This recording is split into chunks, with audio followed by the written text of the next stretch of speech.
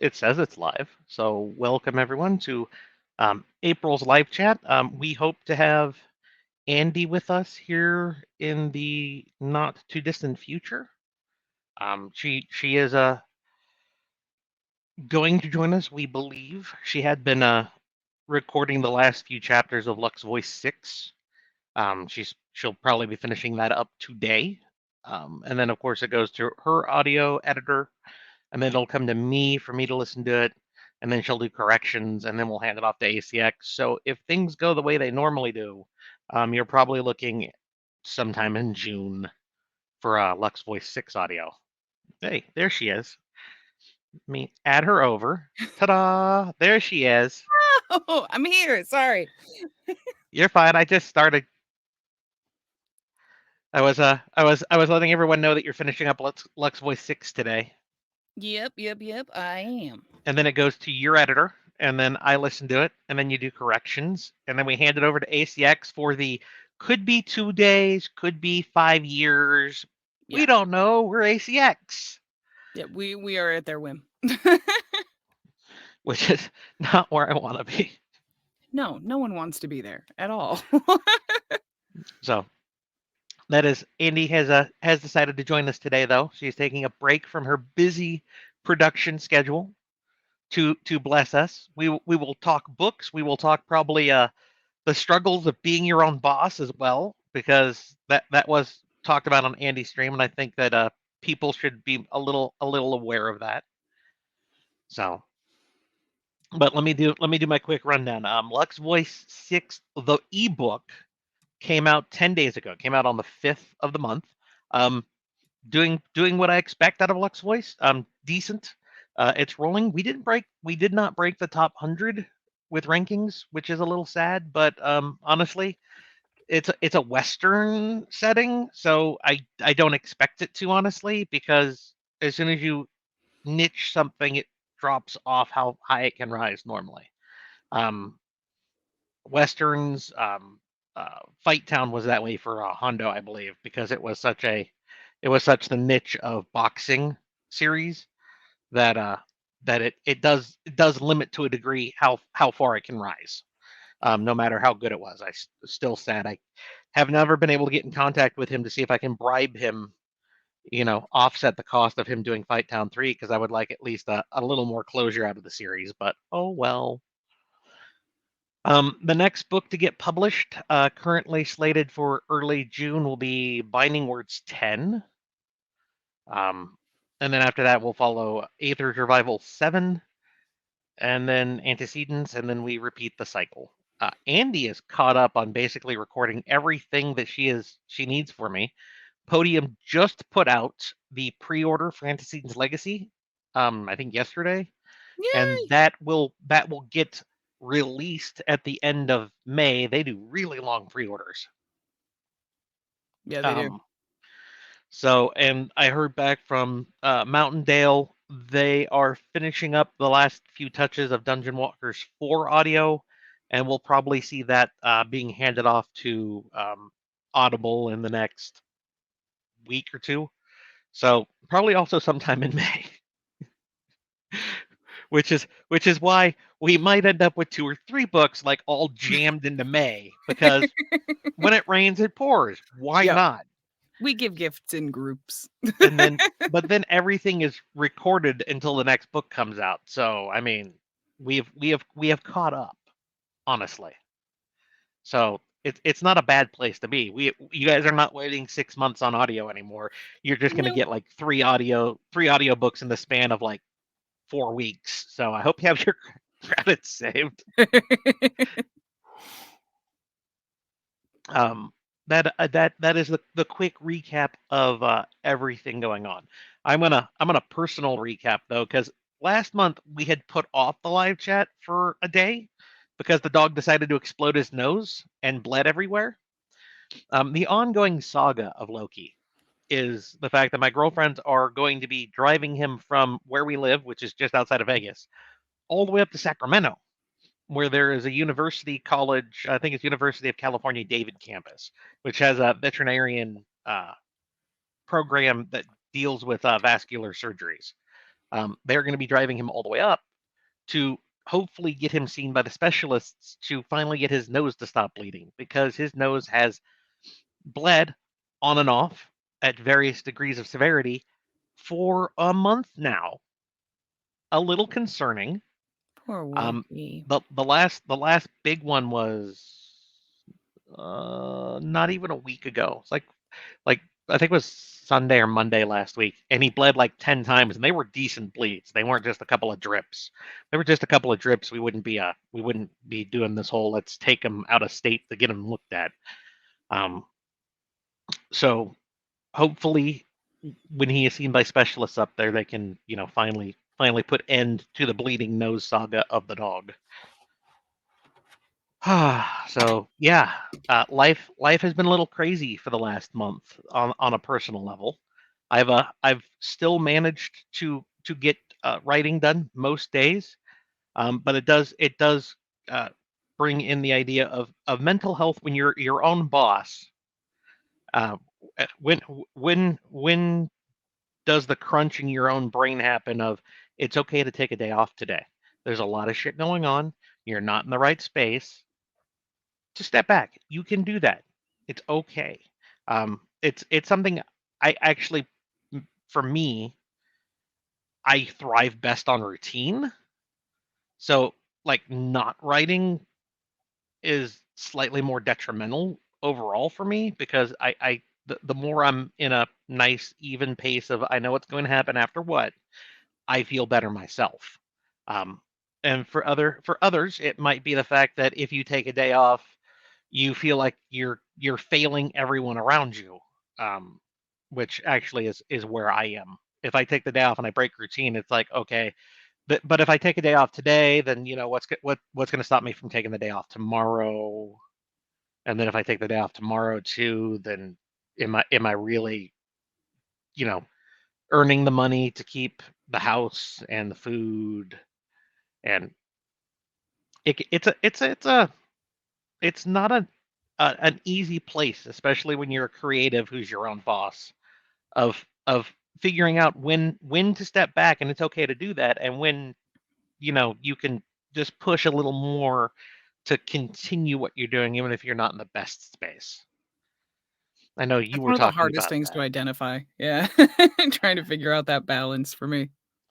I know you were talking about that on your stream earlier this I think it was earlier this week or late last week, Yeah, it was because earlier this because week.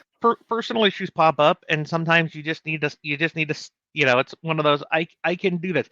It's especially hard for you though, because anything that impacts you emotionally is going to especially impact your voice. I Yeah, mean, it takes a lot to impact my fingers to stop me from writing, but for you, exactly. if you get emotional, it's gonna, cause congestion and make your throat raw, and you Yeah. need that to be able to do your job. Yeah. And there's a one of the things that I struggle the most with, and not every narrator struggles with this. This is not like a narrator problem necessarily. This is just a my style of narration, me as a person. I'm not speaking for all other narrators here. I know some others do as well, but this isn't a general statement. But doing this job specifically when you are upset emotionally, like something big is going on in your life that you can't control, you can't resolve, there's nothing you can do about it. Like, you had a monstrous fight with your kids, you had a monstrous fight with your husband, you had your huge family falling out, something big that causes a big like upheaval emotionally, but not for the most part, not everything else is just kind of an emotional upheaval. At We were joking about it in stream that like when I worked a desk job, and we were talking about if you work in an office where you're working on a computer, or like I don't know, like a standard office job, you can sit there and you can cry at your desk and just click sadly. Like, I've done it before. I use it before I did this. I worked in an office, so it was like if I had a bad day or upset, I would just sit there and just it's okay. Just keep typing the numbers, it was just you just dealt with it. Unfortunately, this work, like if I am that upset emotionally, and then I'm having to try to kind of compartmentalize and lock that away, but then access all the other emotions for the characters and stuff, it creates this very weird like Pandora's box effect, where the second that I access one of those emotions or I like get sad as a character, I'll just I just start crying all over again. It's a mess. And not only that, if you cry, it's like, at least for me, this again doesn't happen to everybody, but for me, crying gums up my throat and makes me dry and raspy and sound like this all over the place. I end up having to clear my throat 700 times while I'm recording and stuff. It's a mess.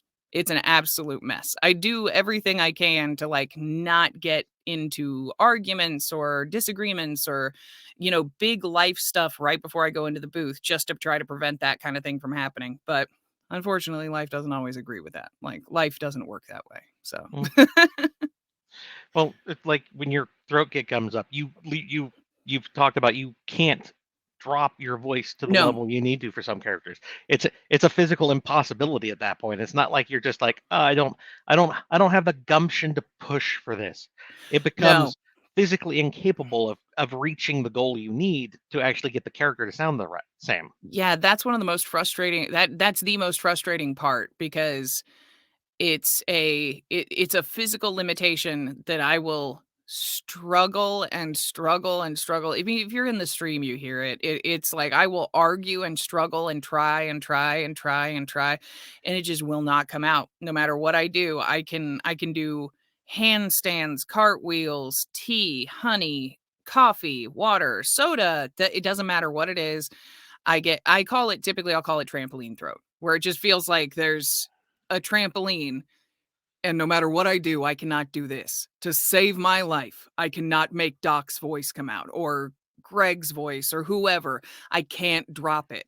And so it'll all kind of come out up here and it doesn't sound right. And then it breaks on the edges and it's a mess. Basically, it's TLDRs. Physical limitations are a really frustrating aspect of this job sometimes. And Oh, I beat myself all to hell because I know there are other narrators. Like I've gotten into knockdown, drag out fights with other narrators on Facebook about this. I don't anymore, but I used to. And I went to the mat with somebody who was like a much bigger narrator about mental health and like the ability to walk away for a day, the ability to put it down and not do it that day because you just can't. And this other narrator had very strong emotions to the counter and took the approach that I was just not experienced enough and I just hadn't had deadlines like that. So I didn't understand what it was like to be under that kind of pressure. When I got to that level, then I would understand what it's like to have that kind of pressure. And no, you can't just take a day off. Here's a newsflash, guys. I'm at that level now. Over 100 books on Audible. Do this all the time. Been doing it for 6 years. Take a fucking day off. well, I was about There to say, is no deadline worth it unless it is dire. once again though, your style of narration is different than a lot of other narrators. A lot of other narrators don't have the wide Uh-huh. stable of voices. So Yeah. in that case, it could just be that she's a reader, she's not a performer. Yeah. In which case, it would be much easier for her to quote unquote push through those kinds of things because she's Mhm. just going to be using just her voice regardless. So if that's the case, I could see where her holding to that line might work. But if you are dropping your voice to hit the male voices, especially if you're doing something deep and gruff, eel, um, Yeah. if your throat isn't going to work for you to get to that point, you literally can't do his voice, which means you can't progress. Yeah. So, and besides, Yeah, if you hit the you're, point where it's taking 4 hours to record 15 minutes, what are you doing? and by the way, your fans argue you into the ground every time you get to that stage anyway. You're like, Yeah. I can do it. Guys, just give me 15 more minutes. Andy, it's been 2 hours. Yeah. You've tried 12 different things. Just stop. You're damaging yourself more at this point than Mhm. you're helping yourself. Yeah. And Cuz she will fight her fans tooth and nail when we're only looking out for her better for her for her health because she cannot let herself stop because mental health. If I stop, I'm a failure. I should be able to get past this. Mhm. It's not how it works. Yeah. And that's one of the biggest frustrations.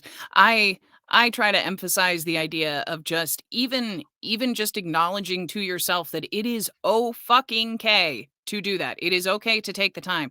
I talk a big game. I don't follow my own rules, but it is I have to say it that way without like adding in the complications in my head of like there are mechanical reasons that I literally cannot do this because not everybody necessarily has those mechanical things in their lives that are necessarily going to be a problem on one of those Yeah. days.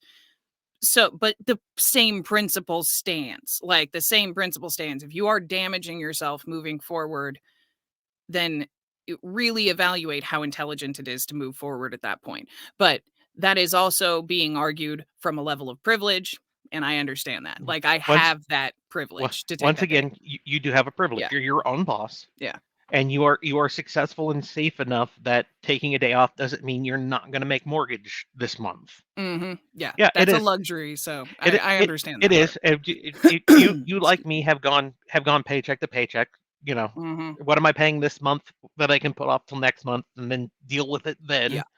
Um, so um, it is a level of okay. Well, my life is better, but you shouldn't let the fact that you're in a decent place stop you from taking care of yourself still, because if you start arguing that, well, yeah, it's privilege, you know, other people can't do this, and you're using that as the basis to continue to push yourself forward and hurt Yeah. yourself more, then you're doing a disservice to everyone. So Yeah. It's a weird thing to kind of deal with when you work for yourself, no matter what, kind of industry you're in or whatever the case may be, it's very easy to let everything swallow you up and get so caught up in the idea of if I don't, then I'll never. If I don't, then this, catastrophe happens. And sometimes that is true. There are things that you do just need to get done. But like the idea of constantly holding yourself to that unbreakable line and pushing yourself past it all the time, it has repercussions. Those repercussions may be physical, they may be mental, but whatever the case may be, it's something that I struggle with all the time because uh, I'm constantly trying to like validate myself to other people. Like I find my comfort and validation in how hard I work, not mhm. in anything else. I don't feel comfortable feeling I struggle with this all the time. I don't feel comfortable being like okay with being good at what I do. That part makes me deeply uncomfortable. But what I'm okay with is saying I work really hard. So when I can't work really hard, it invalidates everything. And that's is absolute nonsense, but that's how it works in my brain. is that your version of imposter syndrome? If I'm not working hard, then I don't belong. I don't deserve to be here. Oh, I have horrible imposter syndrome. I'm convinced everybody's going to wake up one day and realize that I was just a flash in the pan. Like I'm convinced of that. It'll all go away at some point, but my biggest issue is it's problem like that's where it's rooted is Mm. just in not being able everybody has theirs kind of rooted in something else. Mine's not being able to take uh to accept validity by just existing. You exist in this world. You are your own person. You are valid. Period. You don't have to do XYZ to be a valid person or to be worthy of being around. And that's what I've struggled with is acknowledging the fact that you are worthy just for being you. You don't have to accomplish XYZ to be worthy of being you. And that's a struggle when you work for yourself because you have to hold yourself to a different standard to make sure you get in the booth, you get to the computer, you sit at the keyboard, you do the thing, whatever you're going to do. You are the only person motivating you. So it's very easy to let that go into overdrive. It's You very easy to let that like push too far. you will work for yourself longer and harder than you will work for anyone else, because you are the only person holding you accountable for what has to Yep. get done. And my father owned a landscaping company for my formative years. I wasn't at school. I was pushing a lawnmower for him, and I learned that being your own boss, while freeing in some degrees, Mhm. means that there is no net. Yeah. You are solely responsible for everything going, basically your production. And if you don't produce, then everyone who relies on you to produce is now being let down on you because you decided you couldn't produce today. That's Yeah. part of my struggle. Yeah. This that constant well, I have to, because if I don't, this is what will happen. Things will start. I won't produce as much. I'll only get out 5 books a year instead of 7, and then maybe it'll be 3, or maybe I won't do enough for that book, and that's when the fans will be like, yeah, he really phoned this book in. Maybe you know, we don't need to read what he's writing anymore. And now I got to try to find a job again as a 40-something-year-old trying to break back into the workforce, which is a terrifying prospect. Oh, hell yeah. So, um, I understand, and fellow creatives and owners of their own businesses understand, but being able to convey that to the fans that we try as hard as we can, and sometimes to our own detriment, to continue pushing is just one of those things. Yeah. And you need to hear it too, Daniel. Yeah, no, sorry, what? My Yeah, headset's you need to not hear it too. working. I Yes, Daniel, sorry. Daniel, Can't. Daniel. My mic is really good. I know you can hear me. I know your mic is really good. I've This is listened a very good to all quality your microphone. I audiobooks. know you can hear me. You need to hear it just like I do. Just because you don't have a voice that goes out, I can tell that you struggle with the same thing, because you even focus on there has to be some sort of consequence to keep you from doing it. It is enough to just need it. Yeah. And sometimes you need to accept it too. It is enough to just need it. And it is incredibly unfortunate that our society does not allow that for everyone. And it is so nice when you work for an employer or when you work for yourself on that front and you can take that time.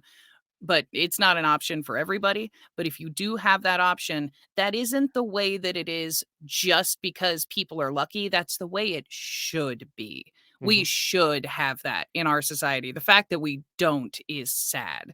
So I feel bad when somebody looks at like someone like Shawn Mendes, the singer, when he has to cancel tour dates because of his mental health. And people go, well, must be fucking nice to be able to do that. You obviously don't struggle with mental health if that's the line you're taking, though. Yeah. And on top of that, it's not nice that he can do that. He should be able to do that. And it is super sad that you can't if you can't, because we should have that flexibility in our lives. And that's the frustrating bit. That's why we struggle so much in this country with mental health. It's really It's not sad. it's not just this country. It's not. Other countries do have an easier line for that, but Mhm. I most of the world doesn't has not yet grasped the idea that mental health is something that should be taken slightly more Yeah. intently.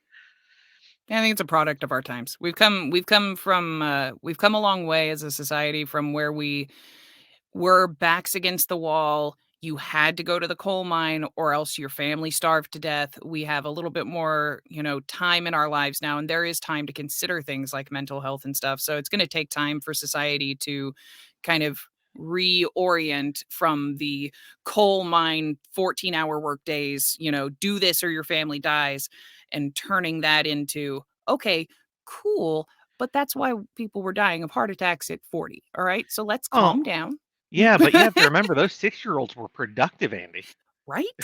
So just because it happens doesn't mean it's right. So don't take that tack. So yeah, so that's a massive struggle because all of us live in this world and it's kind of shitty sometimes. But yeah, So now that you like I said, we're gonna segue back to Lux absolutely. Voice. You're finishing up Lux Voice 6 today. You've of course read it all because you read before you record. Um, Yes. this will put you basically, like I said, caught up on everything to this point. Hmm. How are you feeling about all the series? You're still enjoying all of them as a reader, as the Oh, as performer like of the books? as a performer, as like the fan of the books, of the Yeah. content. Yeah, I freaking love them. They're great. I really enjoy the different perspectives. Like, I enjoy the different aspects from each character and how they approach each situation. Doc is on a mission to better the world. Sean just wants to live his life, but he's been forced into a position he never really wanted to have. Gregory is a reborn individual. I I probably shouldn't say too much just in case somebody hasn't read that series. But Gregory is a very important individual who has, been dropped by fate into their place and has chosen to walk the hard paths because that's what the Magi do. And I think that each one of those, for me, it's just really, really nice to see the different aspects of each character. I don't know. I really enjoy it. Well, I I just go ahead. No, it flew out of my head. I'm trying to remember Oh, Antecedents Legacy's main character's name. Xander. Xander. I had Zach stuck in my head and I couldn't get You've Zach only done out one book in the series yet, so I in don't my blame you. in my defense, and I'm right in the middle of another one. So Xander. Uh, I think, and Xander has this like he is so confident in what he does. He's so confident in who he is. And he's approaching the world with his devil may care, balls to the wall, bull through everything attitude that is completely different from everybody else. So I don't know. I enjoy it. I enjoy their approaches. I love the different wives and the different relationships that they have and the subtle differences in their interactions with each other and stuff. I hugely enjoy them. And Well, the overarching stories are cool. I appreciate that though, because I still remember my detractors complaining that all the main characters were interchangeable, and I'm like, I don't think so. I mean, they're very distinctive in their own ways. The way they handle problems is completely different from each other. So Yeah. Wildly different. I mean, the only thing that carries over is the fact that when they decide that they're gonna love somebody, they are fully committed to that. That's that's the only thing I can think of that actually carries over from like series to series. The fact that they're committed to the people they decide to have a relationship with. I feel bad. Jill FSO is worried about spoilers. We're really not gonna hit spoilers. I stopped myself before I hit anything big. And the spoiler I would have hit was in the first book, but that was it. I promise I'm not doing anything. Yeah, I So I mean, don't read ahead. about to say, I don't think that if you talked about something that happened in Aether's Revival 1, which at this point is 1 out of 6, because I'm be writing book 7 next. Somebody might not have gotten to that yet, but the book has been out for 3 years now. Yeah, I feel So like the spoiler was common knowledge. I don't I don't feel terrible about that. I mean, if something's been out for 3 years and then you tell me about it, okay. I had 3 years potentially to have heard about it and known about it ahead of time. Yeah. Yeah. As a chronic late watcher, late intaker, I try to be respectful of spoilers, but there's a reason I don't read ahead on my server. I'll put it that way. There's a reason I don't read ahead because I can't tell timeline differences. It's an ADD thing. I can't tell timelines. So I will talk about something that is unintentionally in the next book, thinking it's in this book in relation to something that's going on. Causes a whole problem. I don't read ahead because of that. I Yes, just read one word. there was a question for you. When recording audiobooks with multiple voices, do you record the book in order it's written, or do you do all the lines from one person, then another, and then edit them together? Oh, for the love of God. I read it all in one shot. Like it's not all in one day, but I read it chronologically, like straight through. It's, you know, I was going to read something from the screen in front of me, but that's a huge spoiler, so I can't do that. But there's this massive spoiler on what we're on right now. It would just be, yes, Doc, I don't know what you want me to do. Doc say, so and so said. Well, it's not my problem. Work it out yourself. It's all just flip back and forth while I'm reading. Also, Doc was kind of a dick right there for some reason, but it's all just in line. I don't know how to say that otherwise. I'm trying to figure out how to say like it's concurrent. It's all, or not concurrent. It's in line. Consecutive. It's that. I don't do all the voices separate. Concurrent is happening at the same time. Consecutive is one that after the other. Not that thing. Which I found out, by the way, when I used to do paperwork in a jail. The sentences are consecutive. These sentences are concurrent. Okay, hang on. I got to figure out their release date. Oh, fucking gods. Yeah, I will actually actively avoid jumping around in the book. I've had instances where it would have possibly been an idea to skip around for something just because of something happening or whatever the case may be. I think there was like a character that I couldn't pull off, but I could pull the other stuff off for right then. And or I got stuck on something and someone asked, "Can you just skip ahead and record the rest and then come back to it?" I could, but I wouldn't trust my performance and I would just end up re-recording it. Like I wouldn't trust myself for not having read it in order, like done it in order, and I'd end up just re-recording it. I mean, I don't want to do that. I know authors who can do that. You know, they write on an outline and they'll write like chapter 32 and then go back and write chapter 5, and I'm like, I don't, I Yeah. can't do that. No. I'm an I'm after sure. action reporter. I write down what I'm told by the characters as it happens. Yeah. The fact that you've planned everything out and you know, okay, this scene in chapter 32 is going to be this, and then I can go back and go back to chapter 5 where I was struggling a little bit. That's great for you. I could never pull that off. Yeah. Exactly. I know there are some narrators that would look at me like they'd look at me like I have two heads for not being able to do that. They're like, "You're just reading the words. What does it matter? You're ahead and now you're back. You go backward. Who cares?" It's like, yeah, I could also replace my hands with other hands. That doesn't mean it works. That doesn't make any sense. I can't do that. Ay, ay, ay. Also, I have Lego hands apparently now. You have Lego hands? I guess, considering I just said I could interchange my hands because I mean, sentences. not necessarily Lego. You could just be cybernetic. It could be like one of those little like those drawing dolls that have like the different hand shapes. What are those called? Figures, drawing figures, whatever they're called. The little art figurines that they have like different posable hands. We have anime ones that do that. They come with like 12 different hands. Like I'm gonna draw that tiny. Like that's I mean, if you could zoom in, then they wouldn't be tiny, but then you got to remember to zoom out to do the rest of the person, not just leave it as a pair of disembodied hands floating on the screen, Yeah. which would be creepy all in its own right. It would look kind of like AI art then, but you have to add like 6 Yeah. different fingers or something. Mm-hmm. Yeah, precisely. A Clicko man. Yes. I'm Rick Diggins. If you know, you know. Rick Diggins, yo. Let's see. Let's scroll down. Oh, there you go. Start. Show. Wait, are gonna get some coal company towns in Lux Voice. I'm assuming are we going to get coal company towns in Lux Voice? Most of the coal company coal mines are back east. At least the ones I know of personally. I would have to look more into that and see if there would be a reason for Doc to swing into that area. I normally don't shoehorn something like that in though.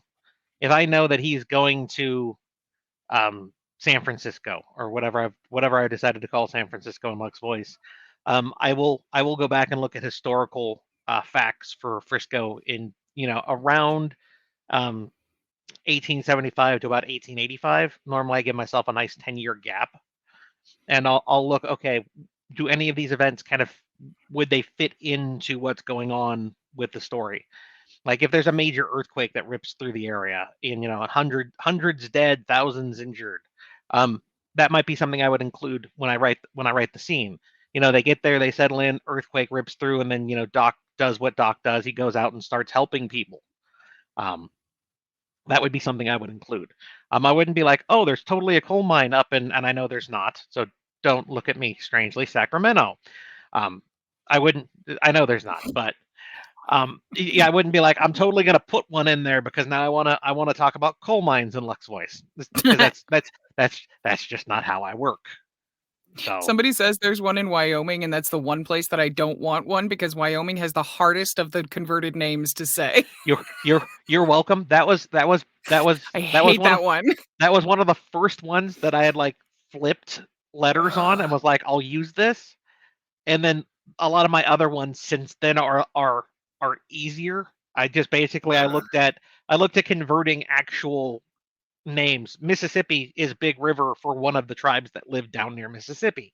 So I literally named Mississippi just Big River because it made a lot more sense. Flower is one of the rough translations for Florida. So I decided to take that route after I had already named some of the other states. So I can't do that for all of them at this point. What was Wyoming's name? I think I blocked it out from the trauma. Huh? Maoying. Maoying, that was it. Maoying. I was trying to say it where it wasn't. It didn't sound like a Hawaiian state. Mowying, if I remember right. Like I said, it was one of the first ones I had decided to flip letters on. So it was like Yeah. Cole Rudd was the first one since I was setting it in Colorado. It's like I wanted it, similar to Colorado, slightly different. And then Ferdinand was the capital, so I'm like, okay, I need something kind of like Denver, but not. So Ferdinand because Denver, Ferdinand, yeah, that I works. got stuck between it sounded like mowing and meowing, and I couldn't get it right to say. I'm just like Maui, Maui, Maui, Maui, me. You know what? This is what it is. Okay, I can't. I don't know what else to do. This is what makes sense. I just sounded it out. So Damn I've it, Daniel. so at this point going forward, you won't have nearly as many of those ones. You'll have something slightly more, more in line to how they should come across. Which is why we have Hibernians for the Irish and Yeah, Iberians for the Spanish and whatnot, because it fits for yeah. things that's more historical. So I'm trying to keep the parallels decent as I run through. I like it. It feels more like more historically or like deep cut lore connected as opposed to like Wordle connected. I like it. I like the Yeah, lore bits and that's translations. so, like I said, I had named Wyoming. In my notes I had named it, I think, in like book 2, because I know that like the railroad connected through Wyoming originally, and I knew railroads were going to be a thing. So I was like, okay, I need to get ahead of some of these things. Like Vidania for Nevada was no connection to what Nevada actually means. I was just like, I need to have a name for it because I know eventually I'm going to talk about it. So some of the original ones you'll be able to tell very quickly where I was just flipping letters around as opposed to, okay, what actually makes, where did this name come from? Let's dig into textual context on it. Which Yeah, is I why got we her. have which is why we have air for Chicago, since it's the Windy City. I like that. I really hope that I said it the same way that I said it in book 2. Sorry, hence the vacant look on my face going, "Did I say it the same way that I said it before?" Well, we're gonna hope I did. I'm Did probably gonna look that up later because now I'm gonna panic about it. Well, Andy, once again, it would be a contextual thing of like said once in one book I before know, it became something you had to refer to. but it There will haunts be me. there will be that one fan who will complain about it, and everybody else will be just like, "Man, it's fine." Yeah. Like, damn it. It's just unfortunate that one fan who will complain about it will be the one who screams the loudest. Yeah, they're the one who will message me and go, "You know you got this name wrong, right?" I'm like, I mean, at least it "Didn't until wasn't now." Ely. Yeah, fucking Ely. Yeah, that one was bad because that's an actual place. Dadgummit. I still I said remember Eli so many times. I still remember that in Beatty, Beatty. Beatty, Yep. I Beatty, said Beatty. Yep. Beatty. Yeah, Same that was same my book. learn to look it up moment. Oh, same book. There was like, damn it, Andy, I really hate to do this to you. The 30 times this is named all the way through the book. You need to go back and correct all of them now. The only other one that was like that was Naganita. Oh, you Naganita was like instead of 9 different Naginata. ones. I instead of Naginata, it was Naganita. I said Naganita. Excuse me, sorry, I was so annoyed at myself over that one. With Hayes sitting in the garage going, "What? What? Yeah, Uh, yeah, precisely. He had said it, Naganita, his entire life. Like that's how he had heard it said and just repeated it a million times. And that's what I heard too. And they're spelled nearly that's almost the same thing. So you just don't notice it until someone goes, "You know that's Naginata, right?" "What? It's what? What do you mean? What do you?" That's why I look everything up. And it's also why I don't trust when people say stuff in the stream about how something's pronounced. If someone's like, "Oh, it's pronounced this way," I'm like, "Cool. I believe you. However, I'm still going to look it up because if Merriam-Webster disagrees with you, I'm going to get bitched at by a proofer." So it has nothing to do with insulting you or not trusting you. It just has everything to do with not trusting you. It's just because I know I don't know what I don't know, just like everybody else. It could be wrong. I'm sure you're right, but Hmm. I'm just gonna nip over real quick and check Yeah. the pronunciation.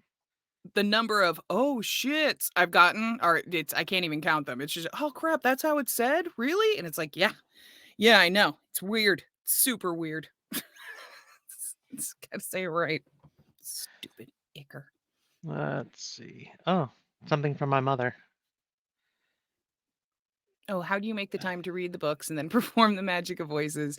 Do you do the same for every author you voice for? Yes, I pre-read all the books because otherwise I won't know what's happening. That's how you get screwed over by an Irish accent that wasn't there in the first 2 chapters. But, how do I make time for it? I take a prep day. Sometimes if the book is super long, I'll need 2 prep days, but I just take a prep day. It's the day that I go through and read the book and make notes on stuff and all that kind of thing. Yeah.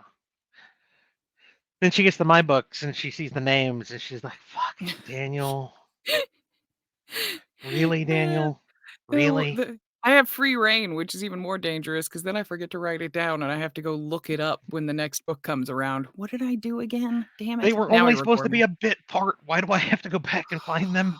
Damn it. Freaking Elsa the flower girl. I swear. That one's gonna haunt me until the day I die. Elsa did not save Elsa because she was just random flower girl on the street. The stream still teases me about this because she was just a random flower girl. Not that book, but the next book. It was like we should talk to that girl who sold us the flower. Like we should talk to that girl who sold us the flowers. And I was like, the little tiny, you son of a. Go find the little girl. I have to go back through and listen. What chapter was she in? Oh God, I she just was searched about like flower. halfway. She was like halfway through that chapter. Okay. I just searched for flowers and And, found her finally. I had another question for you. Does Andy ever find herself randomly speaking in character voices in everyday life? Yeah, I don't usually think about it though. A lot of people ask me if I like mess with people in the drive-through or on hold or anything like that. No, I don't think of it honestly. I'm really really shy in person. I am. I know it doesn't seem like it, but I'm very very intimidated by like doing funny voices on the phone. That would make me wildly uncomfortable because that what if they got mad at me? So I would have trouble with that. I do them around the house if I'm like cooking dinner or just like talking about something or talking to myself because I talk to myself through things all the time. Then I'll do it. That's usually when I'll do them. That's how I come up with a lot of the voices that I come up with is just messing around cooking dinner or whatever. I don't do You them to Hayes though. I don't do them at Hayes usually. you don't want to go through the drive-through as Light Shield? No. That would be hilarious though if you think about it. The person, I'm the not person, the dead person, the yet. person on the other end would be like, "Oh, it's this old guy who's coming up," and then you pull up, be like, "Hi, I'm here for my." Wait, what? Yeah, exactly. Hayes has teased me before to order in like a super gruff, like just give me a fucking burger, just like, but and then just pull up and it's me talking to them. But then when I talk to them, make sure to talk in a really soft, quiet voice to sound really polite, just to see what they do. It's ridiculous. No, I no, don't really, do it though because I'm I'm, shy. So, I'm the double hamburger with cheese I just ordered. uh huh. They'd Yeah, be looking pull in up the car flip like, flop. where's the guy? Yeah, exactly. Yeah, exactly. How much trouble do you have with did you have with the alien terms and names? Mm. Um, I think not as much as I thought I was going to, because everyone had built it up that those names were gonna be so bad, because literally everyone was asking about it beforehand. Honestly, it wasn't as bad as it could have been. I had more trouble with, KO's. KO's real name. The one when I had to make KO through the computer because KO's is just like get it but could like it's just letters. So it was all mushied together. And so that's what I ended up doing. I was trying to sound it out again and again and again. And I kept trying and kept trying and kept trying and kept trying. And it didn't sound right. It sounded like I was trying to make it make sense. So finally it just ended up being that it was the computer line and then just thank you. Cat but have a nice day. Like she just ended up like the computer just sounded out the letters because it made more sense to me. But yeah, the rest of them they caused me to trip a couple times, but otherwise Daniel's there. I just cleared the pronunciations with him and moved forward. Daniel, how do you want Our this said? Lizaristas, I don't know. However you say it, it's fine. our Lizaristas was like that was just a mouthful to say over and over It's again. But and fortunately. she's always going to be a mouthful to say over and over Yeah. again. Which I do feel slightly bad. At the same time I'm like it's a space elf. Elf Yeah. names are always these like long things, so I can't just shorten it down.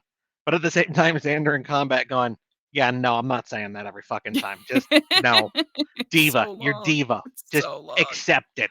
Yeah. Our Liz Arista, it luckily isn't terribly hard to say. Fortunately, it doesn't have like a bunch of bad vowels or anything in it. So it was just our Liz Arista. If It it would have wasn't been that kind of thing would have been it harder. wasn't 12 consonants with no vowels. Yeah, exactly. You're welcome, by the way. It wasn't just noises. Just noises. What? She's Kitsune. You try saying that with a human throat. It was weird as all hell. Here is a question. I know Andy likes to do some new genres. Is there anything that she's looking forward to doing in the future? Um, not not particularly. I don't go like hunting out new genres. Um, I really like kind of the fandom realms that I'm in and stuff because I'm in a nice place for me because I'm a fan of the things that I narrate and read and stuff. So that's a really fortunate position to be in. I get that highlighted whenever I talk to other narrators who are, they're just doing their job and performing to the best of their ability and giving it their all, but they're not really a fan of that content or anything. It's just not their thing, but they're still going to do the work. For me, I'm really, really lucky that like I started narration to do lit RPG. Like that was what I wanted to do. And then lit RPG kind of led into the harem world and stuff like that. And And now now that we're I get to never do letting her go. yeah, like I get to do fantasy and sci-fi. It's less that like I hunt down other genres and more like I'm very fortunate to work with authors who like writing in different genres. That's Well, more what it is. I would point out though that some of the publishers you work with have come to you with different stories that and have been like, we really want you to do this. So you've covered things that you might not have covered otherwise if not for Mhm. the publishers coming to you with the story themselves. Yeah. Yeah, there may be different stuff like in the future, so to speak. Like there may be just different things that pop up in the future, but it's I don't go hunting it out purely based on genre though. I understand Well, why you'd ask, but I don't. I'm just kind of I like well, about specific books. just for different genres though. At the moment, just for me, you have a western, a Mhm. cultivation, Yep. a sci-fi, and a Celtic mythology. I Mhm. mean, that's pretty diverse. Yeah. And I have everything from like sword and sorcery-esque fantasy all the way up to like high fantasy and then I have, there's portal fantasies and Dungeon I'm apocalypses. yeah, like and yeah, and apocalypse stories. Like I'm very lucky on that front. I do tend to not aim for sci-fi usually, but I think that's more just like I don't aim for sci-fi content as a person. Like it's not my particular bent. So I don't typically aim to go into that one, but I like it just the same. Like it's a lot of fun. I enjoy Antecedent's Legacy. I got a kick out of the fact when Daniel told me he was doing a sci-fi book. I was like, oh cool, I get to try that out. Never done a sci-fi. It should be interesting. I typically am in like fantasy and urban fantasy, apocalypse, stuff like that. Yeah, and like me though, it's fun to that words are hard. Yeah. Otherwise, It all your characters start sounding the same. You make all the dwarves sound like this, all the elves sound like this. So it's another this. So, you I yada yada yada. Yeah, you got to keep it lively, keep it different. I s- I still like my dwarves being German over Scottish. I think it's fun. Is there a map of Lux Voice? No, there's not a map of any of my worlds. Lux Voice would be the one that you'd have the easiest time of because you could roughly just take an atlas and just like rearrange it, draw some lines differently for different countries and whatnot, and it would be, you know, about right. Um, but no, I don't do maps because once it's down on paper, there is no wiggle room, and Yeah. I have found that I need sometimes just a little bit of plausible deniability when writing. Since I am not a hardcore outline writer, I very much sometimes need that wiggle room of I thought you said it was 4 days away from this to this, and yet here they did it in 3 or that took them 5. Well, it's roughly the same. Let's not look at it too hard, okay? They had fat horses. How dare you shame them? They Oh, were just a little slower. Since you said fat horses, it did remind me. Sammy really wanted to go and see the D&D movie, so we went and saw that. Just uh, a few days ago. I think it was actually last weekend or something. The dragon in the D&D movie is amazing.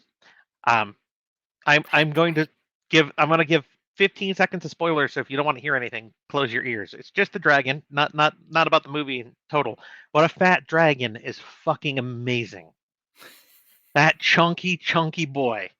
That's not a spoiler. It's in the teaser. It's in the teaser. Is it? Okay. That chunky ass dragon is fucking amazing. Chunky dragon. Hayes and I were laughing about that so bad. I'm so excited to see it because I can't wait to see Corgi dragon. Somebody said. The only thing that I would have loved more is like at the end credits, you know, everything's over.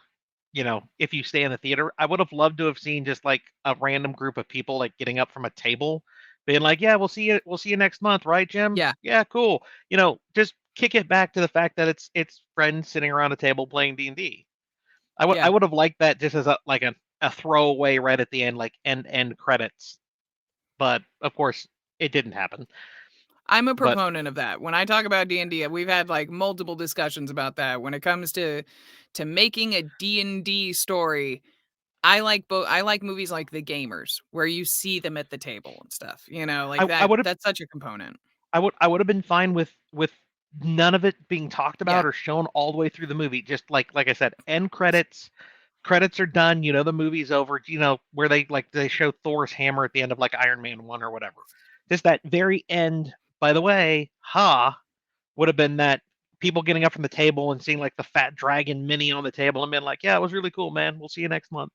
Yeah, I would have enjoyed that. Yeah, but oh well, not for us. I have the somewhat controversial opinion that D&D movie without having tabletop is just a fantasy movie. There were enough over the top moments that it was totally somebody sitting at the table going, "So what I want to do is I want to jump, and while I'm in midair and flying at Chunky Dragon, I'm gonna do this like backflip kick before I land and try to stab him." Cool. I'm gonna need some rolls on this. You know, that would have sold it a bit more just for the fact of, because what's happening at a table, if you've played D&D and you've sat at the table with other people, you know the kind of stupid shit people are spouting that they want to try to pull off. I know that my hands are tied, and yet I'm still somehow gonna pick that lock across the room. You don't have mage hand. You can't. I have my toe, so if I take off my boot and I pick up the pick with my toes, I'm sure it'll be at a minimum, but I got like a plus 25 on lock picks. I'm sure I can still pull this off. I can roll the dice, literally.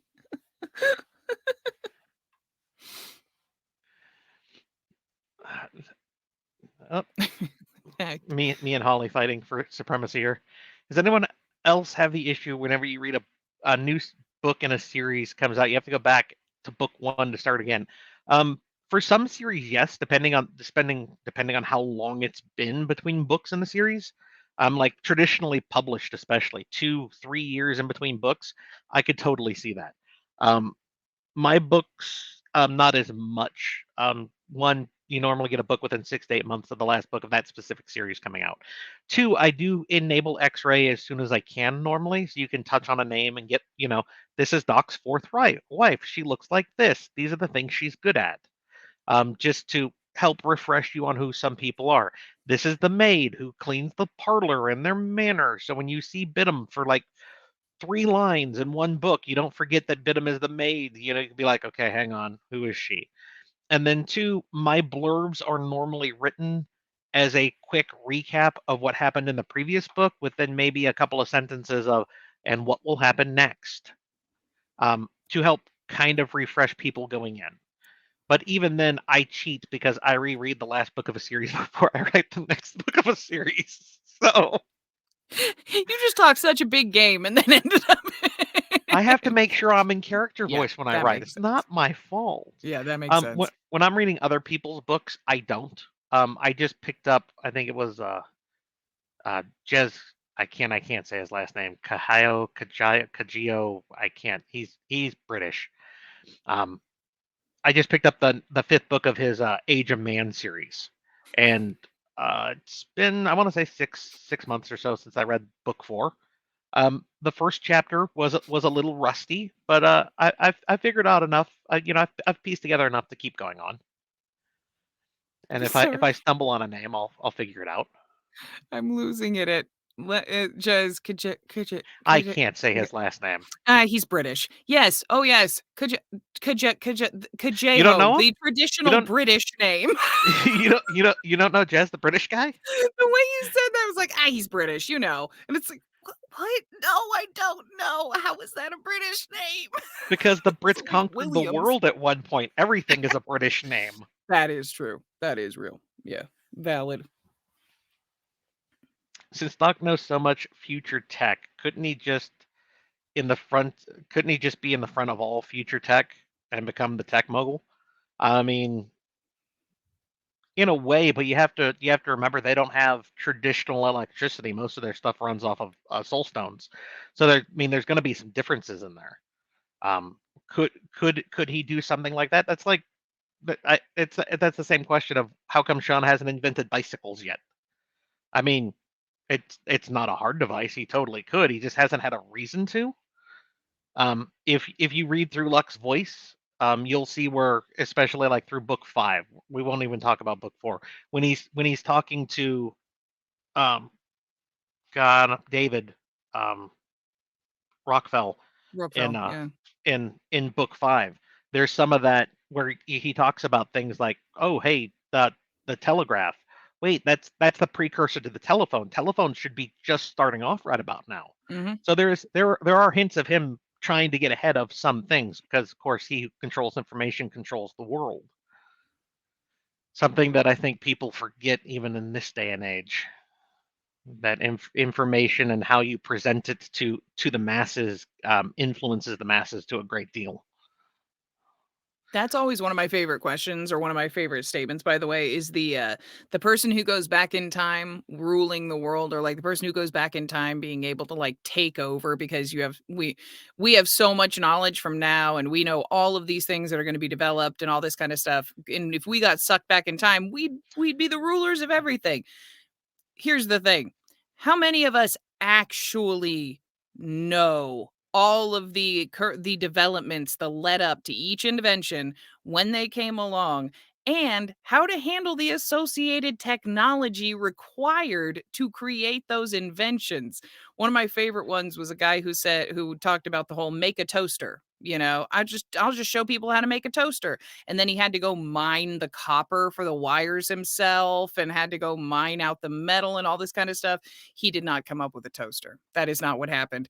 The reality is, while we all have specific subsets of information that we contain, like Sean is a craftsman, very much so. And he has made huge steps in what he's done. Doc is very knowledgeable about the area and what has occurred in this area. So he's able to pinpoint certain things. At the end of the day, these are just dudes. Like, they're just people living their lives who are getting dropped into this world. They're not Encyclopedia Britannica. Like, they don't know the exact developments of everything that has come before. And most of us don't. We think we'd be awesome. That's why, for instance, Doc's answer to that is, I know telephones are starting up around now, so that the technology of them should be starting. Let me point somebody who's really good at, like trade, and Mhm. point them in that general direction and try to lock things down, because I'm the sure in the fuck don't know anything about trying to do that. So let Yeah. me get a businessman who's all about, getting good deals and getting ahead of things, and be like, okay, here's the big relevant points that like the next 40 years have a chance of really changing how society works. We need to be in on these, because Yep. asking Doc to like get ahead of phones, he's going to be like, well, like, I know that the technology is going around, and I know it has like something to do with like the phonograph and how sound transmit, but most people in the world are never going to be like, okay, these are the steps that the telephone took. Sean was a mechanic. He worked on cars. Yeah. He has an idea of just being, handy with his hands of, okay, I've taken my washing machine apart and I've changed the motor on it before, so I have an idea of how that works. I could probably kludge something together that would run. Yeah. But being like, Especially given magic. Yeah. okay, now, Sean, what we want you to do is we want you to make a nuclear bomb. I mean, the theory's there, but I don't. It's not like I'm Oppenheimer. I can't Yeah. do that. Yeah. But the one that I love the most for Binding Words is, how come he hasn't done trains? Well, because trains can't be hidden. As soon as you start trying to build a railroad, the queens are going to know. Yeah. And two, he'd actually have to get people together, like qualified, skilled people, to like actually make sure that everything functions, unless he wants to spend 2 years being like, okay, so now the engine runs, and I have the pistons that okay, and the wheels will drive, okay, and then how much can it pull? I mean, there's a lot more to it than just, okay, I've made trains today. Yeah. Also, Frank just added, like, also iron. I don't he's already he's pushing the capabilities of the metal he has access to with the car engines and stuff. If you tried to pull an entire locomotive, I don't know if bronze would hold up. Like, It I don't. wouldn't. He would have Yeah. to use adamantine and mithril. And it'd That's be that's exorbitantly Yes, expensive. which Yeah. is the reason with cars and trucks. They are. He Yeah. wanted to mass produce them. He wanted to be basically Henry Ford that shit, so everyone could have one. And then he realized, I can't make it work with just bronze. Not make it work well. Yeah. Which is where he gave up. He bent to the world at that point and said, okay, but I can at least make this enough that there's going to be money coming in, because every rich fucker is going to want a car. Yeah. And every big trading company is going to want the trucks, because being able to get from here to there in a day instead of a week matters. Yeah. And being the only person who can produce something that you cannot teach anyone else how to make because it's too energy depleting and it's far too difficult to use, you're creating your own bottleneck. It'd be its own. If it was a one-off thing, I can see him doing it, but making it as an actual, like, infrastructure, nah. You really can't task one man with making infrastructure. It doesn't really work. Like, that's just asking too much of one person. Like, him creating railways would not work. Like, it'd be too tough, I think, for Sean. It's just too far reaching. Sean has still been in the mindset of, okay, I'm trying to deal with the people I want to deal with and not catch the attention of the queens, or at least he Yeah. was right up until the end of book 9. Yeah, And then he stopped. at book 9, he decided to showcase his power for all of Accord to see. Yeah. It's so good. At that point, he's just like, well, I'm fucked, aren't I? Yeah, you can't avoid the queens at this point. All the queens will find you, and you can't just like duck out, because they will summon you. Yeah. You cannot avoid them at this point. Okay, but I that's the difference between like 2 months and 30 years when they're supposed to come back to Accord, right? I mean, I can still wiggle that a little bit. Yeah, to a degree, he still has that capability. They might not show up in 2 months. They might wait for their 30-year normal 100-year cycle to come back to Accord, unless he does something else, which it's Sean. He'll probably do something else. He's gonna do something else, guys. That's not a spoiler. I don't know for sure, but I know for sure he's gonna do something. He's Sean. He will stumble into something else. He's gonna do something. It's gonna happen. Sean's gonna wake up one day and be like, I'm gonna make XYZ. I'm gonna make this. That'll make sense. And it ends up being like the greatest thing ever, and the queens want it. Now he's screwed. Yep. Oh, the queens are gonna want cars when they figure it out. Fast armored transport of comfort. Oh yeah. Pure comfort. Queens are gonna want a tank. Yeah. They'll basically have that the trains. They would be the ones who'd be like, okay, now we want trains. We want just one big track that goes around it connects all of West Point, so we don't have to worry about carriages. We can just be on our trains. That would totally be the queens. To be fair, is a feasible use of the whole train thing. If you did it that way, it would make like a tram instead of a train. I can see that working theoretically. It'd still be so expensive. Holy shit. Oh yeah, but the queens wouldn't give a fuck. They own the world. But excuse me. Exactly, Cranky. But Sean considering will always do something. Binding Words 10 is, I'm coming to a finish on writing Binding Words 10, so I know exactly what's going on, and I can say with quasi certainty, Binding Words 11 probably the last book. Cool. Binding Words 11 should wrap the series. If I am wrong, which I have been, Binding Words 12, but I'm pretty sure Binding Words 11 should wrap the series, which will put us at, if I remember right, like 5 years.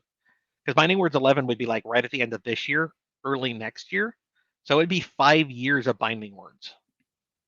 So, I mean, that's a lot. Yeah, it is. It's such a good series, though. Yes, and there are preview chapters of Binding Words 10 up on. So you're saying there's a chance. Can you tell when Andrea is on her pre-read day by all the messages you get about weird names in your books? I typically don't bother you very much on my pre-read days. You're around No, in you the don't. stream. You get most of the shit when we're in stream. Like I try to be there as often as possible, especially for Yeah. my books. I mean, I still try to pop in every day if I can, but Yeah. I try to be there every time she's reading one of my books, just in case there's a So Daniel, we had a question about this, and half the time I'm nearby. It might take me 2 minutes to get back across the house to get to my keyboard, but normally I'm there, or I've said ahead of time, oh, by the way, I'm not going to be here today because there's just life going on, as everyone has. Life happens. So I try to be there, though, even though it doesn't matter. I've told Andy 5,000 times she's got free reign to do whatever the fuck she wants. Yeah, that's more what it is. It's like it's when it comes to the name pronunciations and stuff, Daniel doesn't have like a bunch of specifics typically, unless it's like a real person, and he'll usually tell me in advance if somebody has a specific pronunciation for their name. Otherwise, it's usually just kind of free reign. But I will ask if it's just difficult to say, or I don't know what to do, or whatever the case may be. But I don't bug him on pre-read days. I just reach out during the stream. It's not that big a deal. Doesn't take any extra time. Exactly. Said. Yep. You guys will giggle when you hear it in the book. It came out. It was a funny minute. It was a funny second because it just it fits. You can hear the resignation, and this is how we're saying this. I'm glad I only had her name in the book like once. Oh yeah, thank you. If somebody actually tried to say it out loud, like a person, not the computer, not the ship, I would have a lot more trouble, because someone actually trying to say that without schwas or vowels or anything else. There's not enough vowels. There's no vowels. There's a Y, I think. I have a. Does the harem genre ever make Andy uncomfortable in certain moments? Not. I will say not anymore. I'll put it that way. I have leaned away from taking on new harem authors because I don't feel like I'm out of pocket by saying there is some very strange harem out there. There's some stuff that's a little off the deep end, but I don't. That's. I want to say still one of the weirdest moments has to be he fucks in it. Oh, guy, but that was so early on. Yeah, like that was so early on. Genuine uncomfortable. There have been a few times, but it's not. It's never been on a Daniel book. It's never like it's not that deep. I'll never forget your mom yelling across the house at you, though. Oh god, yeah, that was literally what happened. It was so funny. She was editing the book. She was editing Wild Wastes, and she said, "He fucks an ant." It was so good. But yeah, of course. I mean, there are unique difficulties that, like, real talk, there are unique difficulties that come with being a woman narrating in a male fantasy genre. Let's be honest. Like, there are women who read it. I would read it, but it is primarily a male-centric power fantasy genre. That's what it's for. And yet at the same time, most of the characters in those books are going to be female. So they're female. Yeah. So it requires a female narrator, but it's a good idea. Oh, it's a very good idea. The issue, like, I will always support, a male narrator doing harem and stuff like that, but I've gotten too many messages about people not liking that to die on that hill at this point. But basically, there are unique challenges that come with that because there are certain pockets of the genre that don't like the way certain things go or can go, and I am a firm believer in equality. So I believe if you have a man that has multiple wives, it should be equally feasible that a woman could have multiple husbands. Well, And you can't bring reverse harem into harem discussions, you Andy. can't That's do how it. wars start. That's how wars start. That's how you end your career right there, is by trying to talk about reverse harem in a harem genre. But I am like, that's one of the ways to just get me to boot you from the server or something, is to take the tact of like, well, it's because men have a biological imperative to have multiple partners. It just makes sense from biology. But if a woman does it, she's a whore. Get out. There's the door. She won't even Get say out. get out. That bane No, hammer will just I'll just hit get out. you. Yeah, you will not be in my server anymore. Like, I am all about equality. So that there are certain points in books that I have not performed where that is a thing that is said, and I do not like that. So yes. So Morgan, in answer to your question, the book that I've been toying with that might eventually end up replacing Binding Words, you say there, will the next book be cyberpunk? It won't be cyberpunk. However, I've been toying with a similar concept of where cyberpunk normally you upgrade your body via cybernetics, with people upgrading their body via demonic essence. Ooh. So it would be more Shadowrun-esque than cyberpunk-esque. That's gonna be cool. But I've had a kernel of a story that deals around that line. If you want to be stronger, you got to get the right demon essence and graft it into yourself. But just like you have cyber psychosis because you've put too much cybernetics into your body that you lose your humanity, you can roughly do the same thing with demonic essences. There will be I like moments that. where That sounds people cool. just snap and go full demon because they've done too much. That's awesome. That's the seed I've been thinking about in the background since I know Binding Words is coming up to an end in the next year. Since I'll have to have something to replace to step into that void, so it'll be I interesting. like it. The character there is the main character I'm thinking about for that will be different. Andy will have to break out a New York accent for it though. Ooh, I like that one though. The main character is gonna be like a 20-year-old New Yorker. Ooh, nice. Or I'll work with Amy a little bit to make sure it's New York and not just general East Coast. Mine's a little East Coast right now. There's a difference between New York and Boston, right? Big. It's a huge difference in accents, but I kind of blend them a little bit sometimes on accident. Let's see. Let me come down here. We have a what is the series on deck for Binding Words? I answered that one. Does Daniel ever specify how a character should sound? How many times have I told you specifically how a character should sound? Never. Absolutely never. I am always given free rein. Like, he is talked about what a character looks like, how a character holds themselves, all the other aspects. Doesn't do like super tough vocal descriptions or anything like that. Like, he I even mean, takes those out of his writing now. I think that's not even in most of your writing now, is like he said in a voice that was the gravel of the mountains or something like that. I took a couple of those tags out specifically in Antecedents Legacy, which is also the series where you decided you were leaning on accents too hard.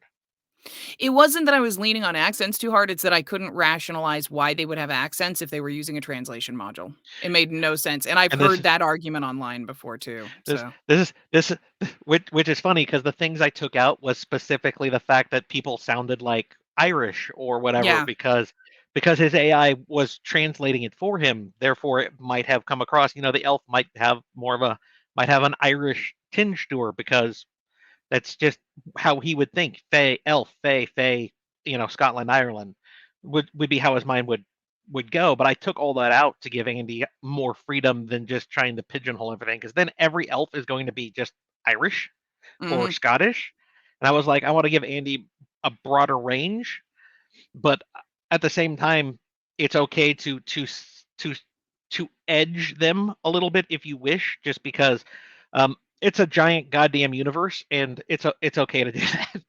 Yeah. Yeah, I couldn't as I was going through it, I'm sitting there like it's a smaller cast because of like virtue of what they're where they are and stuff. It's just gonna be like a smaller cast and at least at this point. And I was waffling so hard because it didn't say anything. He had already pulled all that out in the text. I didn't know that until I was literally recording it. And he was like, "Oh yeah, that used to say she was Irish." And I immediately stopped and asked if you wanted her to be Irish and I'd change it. But you're like, no, it fine, sounds fine the way it is.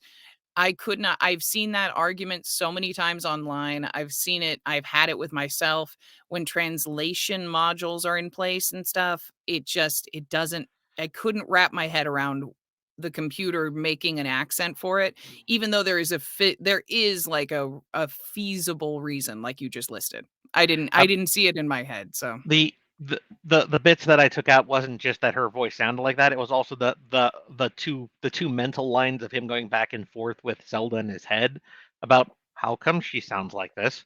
Well, because you think of elves as kind of this nationality, mm, so okay. there was a point to it in my original writing that when I scrapped it, I scrapped as well. So there would have been that reasoning for people who Yeah. are like, "No, there totally shouldn't be that because it's a computer thing." Well, this computer is a fully sentient AI who's literally reading his mind.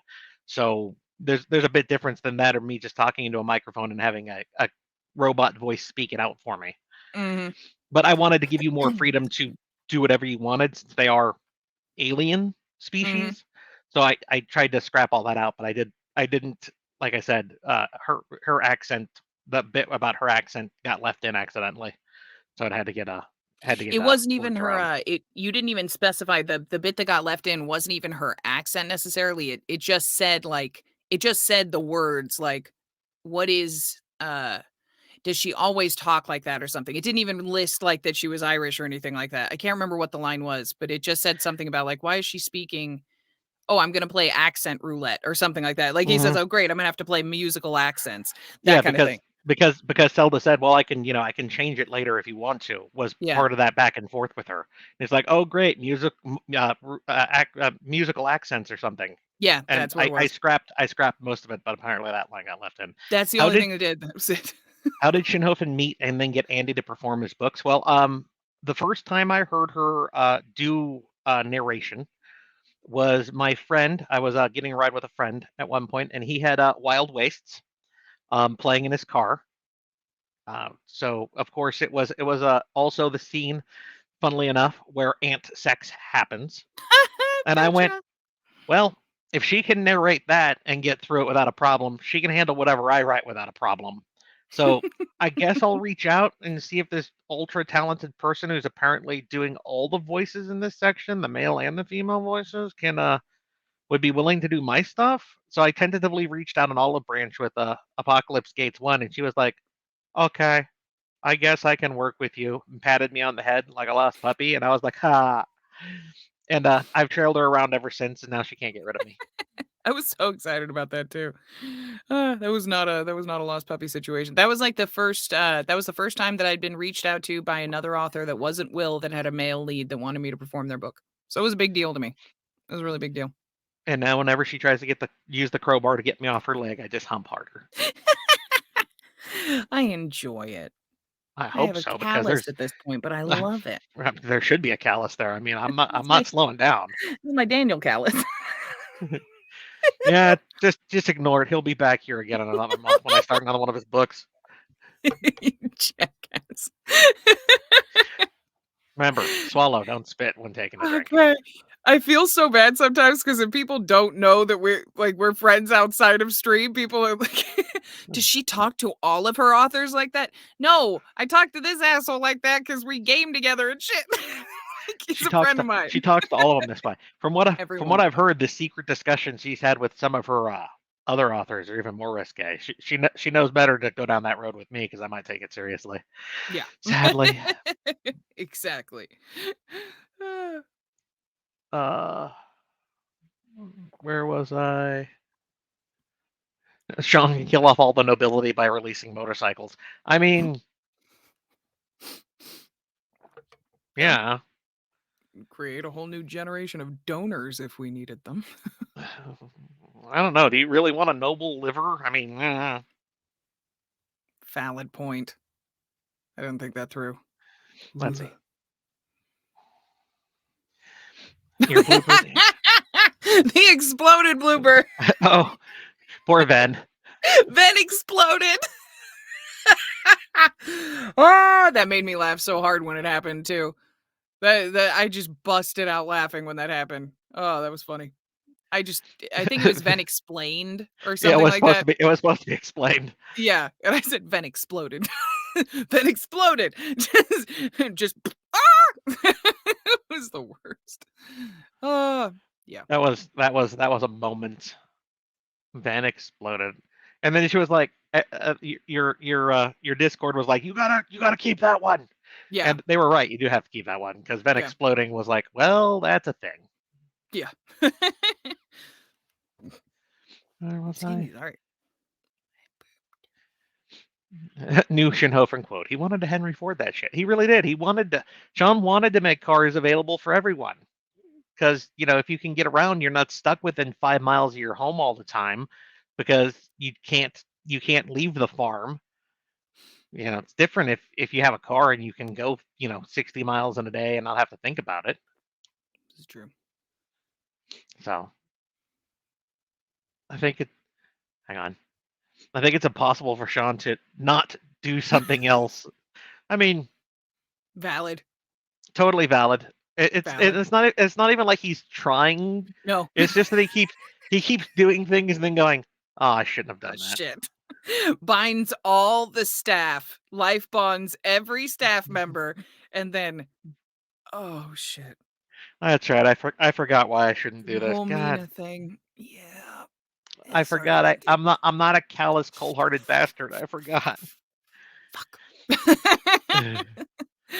I love Sean. Though. Look, I just told Denmere to get fucked. That it'll be fine. This won't cause repercussions. Why can't he take the hint? Like, duh. Jeez, so sensitive. What do you mean that now I'm in a shadow war with the most powerful crafter in the city and he's getting the Lord involved? Well, fuck. It's almost like nobles don't like it when you flip them off. That doesn't make them any less of an asshole. However, it does make it funnier because Sean can't help but flip them off, and I like it. You should bow and tell me how great I am. I'm not doing either of those things. I think we just walk away. What do you think? We just walk away? No. Well, that's unreasonable. I was fine with just walking away. Two things. My knees hurt and you're an asshole, so that's not happening. Okay. Just because it made me laugh. Is there anything that Vince doesn't fuck? I don't think so. If it moves. He'll try at least. He'll see if it works. As long as it's of legal age, obviously, and consenting. He does draw that line.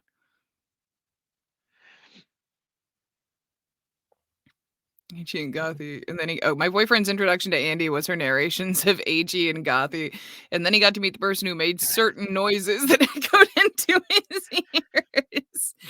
Yeah. I've had the very few times that I've gotten to meet people because spoiler alert, no one like recognizes you in real life. Like that's not a thing for this job. So I get to see people like at cons and stuff when I'm wearing a name tag. And I haven't been to a con since 2019, but when I went, I had several people who walked up to me. They saw my name tag. They blushed furiously and wanted to introduce themselves, but it's almost like I can see it's like, you're a harem listener, aren't you? It's okay. I understand. We've both heard me make those noises. It's all right. It's fine. We're not going to talk about it. We're just going to shake hands and be cool. It's fine. Don't be shy. Oh, Andy, do fans ever make certain assumptions about you personally because of your genre work? Fans, never. Fans, no. Other people outside the genre who don't Don't. That's not true. I'm a fan of the genre, and I've totally made assumptions about you because of your work. I should say they do not make assumptions that they tell me about. Other than I have gotten like the random DMs for like, so do you do BDSM? But I don't even get those as much anymore. Like, I'm very fortunate. The fans are really sweet in this genre and stuff. Like, I'm lucky. It hasn't been that dramatic. So I get more shit from people in real life or in. I totally made personal assumptions of you when I heard Ansex. I'm like, she can handle my books. This woman will not be phased. Yeah, I play VR poker every once in a while, and I remember one of the first times I got that snap back into reality moment was people were going around talking about what they do, and I said that I was an audiobook narrator. And I say voice actor, and then they say what specifically? Audiobook narrator. And the person responded, one of the people at the table was like, have you ever read a book that has sex scenes in it? And I said, yeah, I mean, it's not terribly uncommon. I mean, yeah, you just read it. Proceed to have the entire table erupt into catcalls and making fun of me and saying that I was a whore to anybody who came new to the table or anything like that. And I'm just sitting there going, oh, yeah, people are assholes. I forgot for a minute. Damn. So I just left that table. But people in the genre, never. They're super cool. Cranky Bits. Just to answer your question. Was there ever a Delta World series? Read Dungeon Walkers. DW, Delta World, Dungeon Walkers. Try the series. Let me know what you think. Just gonna leave that there for him.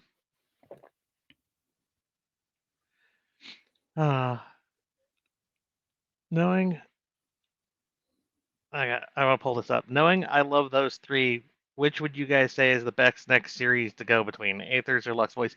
I mean, Cranky, that's going to really depend on what flavor you want. Aethers is Magic School / Cultivation, and Lux Voice is Western. So if setting makes a difference to you, then I would say that would matter to you as well. I will say did they say Binding Words was the one that they liked?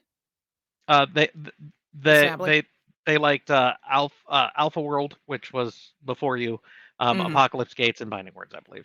Yeah, I would say Aether's Revival is the most different from all of those, but it's still written at the same quality and the same, like, it's the same vibe, but the most similar would be Lux Voice, just because it's a guy who becomes kind of a noble through his own actions, but that's about it. It diverges heavily on what they actually do. What do you think would have been the most shocking scrapped idea? That's easy. It was my first iteration of Apocalypse Gates, where Alvin becomes a fucking paladin, and I rewrote the entire first book because I did not want my asshole main character being a goddamn paladin. That was the most shocking idea I've ever scrapped in my life. We should help people. Shut up, Alvin. Be a dick. If I want a good guy, I'll go back and write I'll write Seamus or Sean. You're supposed to be a dick. Be a dick, asshole. God. Excuse me, sorry. AG was on an Audible sale to try for a new author in my first lit RPG. 100 audiobooks into the genre now. You're welcome and thank you. I mean, I find a lot of people enjoy lit RPG just because there is known progression in the idea of lit RPG gameplay. Whether that's a cultivation where the guy is slowly going up, slowly improving his body through drugs and naps, or the fact that he gains XP and unlocks a new level and abilities. The fact that there is shown progression is one of the things I think keeps bringing people back over and above things like high fantasy, where it's just the same guy from start to finish who might have just picked up one new, gotten the Sword of Legends, and that's what lets him defeat the High Lord. The fact that there is known growth, something that I think all of us would love to have, the fact that, hey, have I read 500 books this year? My reading skill has gone up, and there would be a number that would fucking indicate that. Or, if I actually put in the time to learn how to be a mechanic, there would be known progression on that, and it wouldn't just be my complete inability to craft things myself holding me back. Just sad.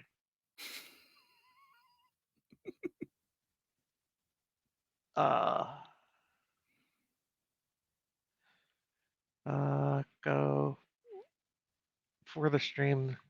Oh yeah, we're skipping everywhere. I'm scrolling down and then taking starred comments as they come up. So because my moderators are helping me out. How did sales on AL1 and Dungeon Walkers 4 go? AL2 is already a solid go because it was written before AL1 came out. I wrote those 2 books over the span of a year in my free time. So you will at the very least get through Antecedents Legacy 3 because I have already written through 2 and I would like to at least have a capper. Because I hate walking away from things without it having any endpoint. So Dungeon Walkers 4 did exactly what I thought it would. I took a loss for the month overall from bills and editing and everything else. Luckily, my back catalog is robust enough that I don't end up in a lot of trouble with it. But yeah, it did exactly what I thought it would. But there will totally be an Antecedents Legacy too. Like I said, it's already written. It'll come up in rotation where it's supposed to. The fact that I'm actually ahead of my editors is a refreshing pace for me. I'm sure my editors also like the fact that they're not like, okay, we've caught up to you. Can you give us the next bit? And yet at the same time, they're also like, okay, you can slow down a little bit. You're a book and a half ahead of us now. Okay, you can take a day off. It's okay. You're a book and a half ahead. You can slow down just a little bit. It's fine.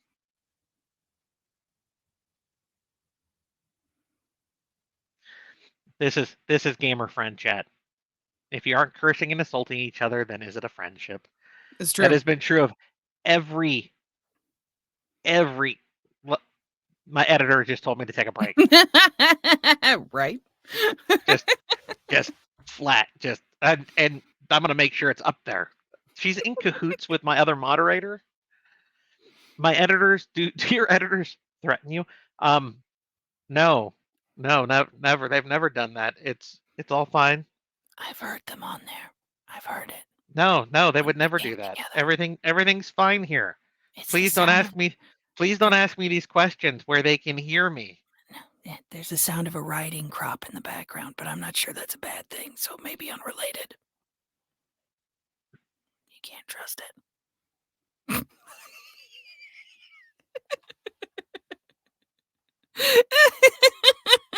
I'm not sure how long I can hold it, but hey. Oh, the resulting crazy eyes was the best part of that. That was awesome. Well, if I'm not gonna blink, I have to do the whole wide open. Yeah. The thing is if I take out my glasses so you can see the wide open. Meth field. Oh yeah, the meth fields are not currently on the cat tree. The cursed cats are not here. So that is good for us. However, I was thinking about getting a meth field and putting him back there, just for the chats when you have them. Just for live chats, yeah. Huh. Just a leer. I'd put them where my little red dude or red person is. I take them down and put meth field there, just waiting for people to notice if it's there. Planning on doing this. I mean, if you join us on these live chats, people would totally notice. On the other things you do, they might not right away. That's how I got the second one. Certain fans who shall not be named, Jay Taylor. Yep. Mailed me a second one. So. Okay. Meth field is going to slowly infect everyone around us. If you went and read the reviews on that on Amazon, right? Oh, it's hilarious. Yeah, it's absolutely hilarious. It's just like this is the worst thing ever. Oh my god, I love it.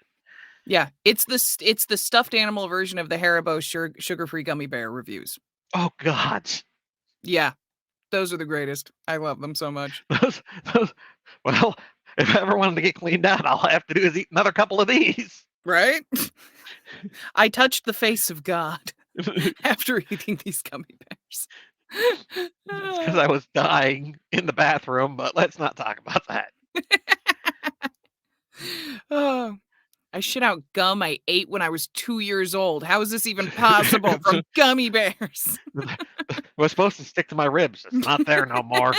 It's not there. None of it is. Someone was asking if we were going to play Cards Against Humanity at Dragon Con, and Oh, we got yelled at. so the story, guys. 2018 Dragon Con, my first Dragon Con. I brought Cards Against Humanity because I knew some people like Andy were going to be there, and we were going to have a good time. It was, I think, like midnight when we started playing Cards Against Humanity. Okay, so Be my fair. room, group of friends. There were like 7 of us. We started playing Cards Against Humanity. I think it was like 1:30. There's just suddenly a knock on the door. Like, okay, I get up and I go answer it, and it is this resplendent man in a nice crisp suit with a manager name tag on, and he just, as soon as I open up the door, he locks eyes with me and goes, "No, we've 'Cause had we were multiple still loud. complaints about this room." And I literally turned around and went, "Guys, Dad said no. We got to stop." Yeah. And then Yep. I apologized to him and told him we'd wrap up. So we can't play Cards Against Humanity. It disturbs the rooms around us.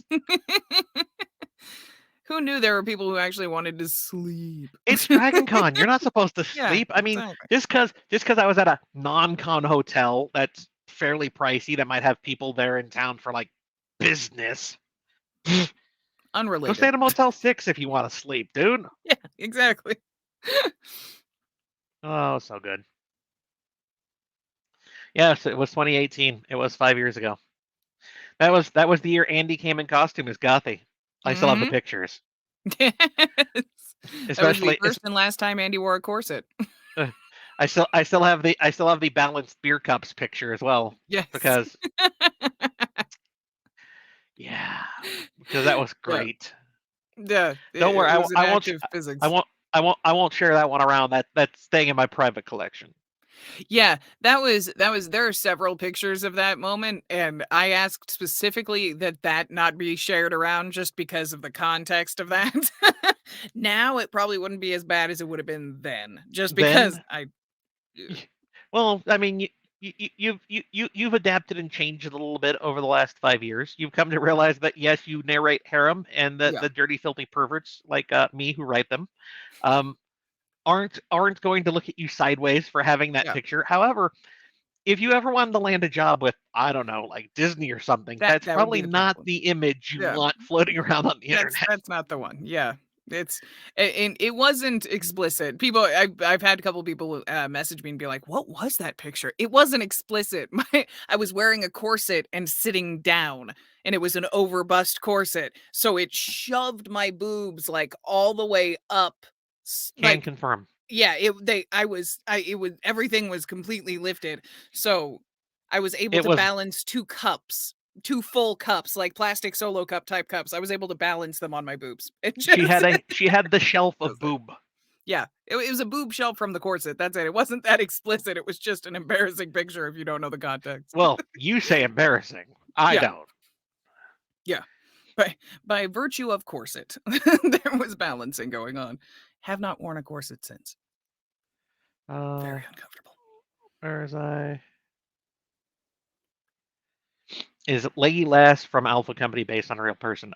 No, actually. Tri tri tritary tertiary characters are normally not built on actual people. They're somebody who got built in. I A lot of the Alpha Company names for the tertiaries are okay. This is an active, ongoing MMORPG. How are people naming them? Having a female elf named Legolas, you know it's gonna happen. You know it's gonna happen. So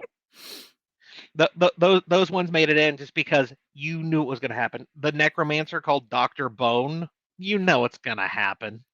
Yeah. That's T So minus 2 seconds before that name's taken. the server went up and all the good names are gone because people do that. Yeah. Yeah, he meant Alpha World, but Alpha Company is what the series is known for. I mean, even the T-shirt is the Alpha Company logo, so I get used to that one.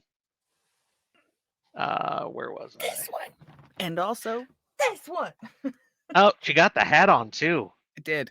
Yeah, I'm having a bad hair day. you can say that, but I don't know if you ever truly have a bad hair day, Andy. Thank you.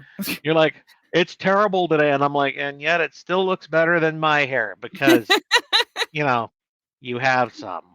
This was Hayes's suggestion. The bangs through, this is before me, like this is a 90s thing, and I was talking about what I was going to do, and Hayes goes, you should pull your hair through, like put the hat backward and pull your hair through the thing in the back.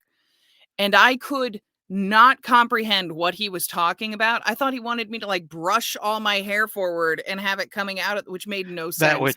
That would be fucking hilarious, though. I'm just I gonna was say that. trying to figure out what the hell he was talking about. Especially if you gelled it up, you just be Andy with a unicorn horn. Right? It's a unicorn.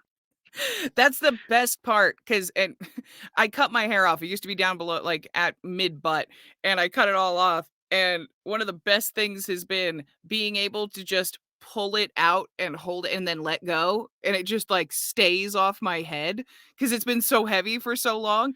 It sits off, like way off my head now. It creates some unique bedhead in the morning. I like it. I am going to mention one thing. If you guys are looking for like T-shirts and stuff, the store changed. If you go to Shinhofen Books and you look at the store now, it redirects you to Redbubble, so you can go get things like T-shirts and hats for things that I didn't have.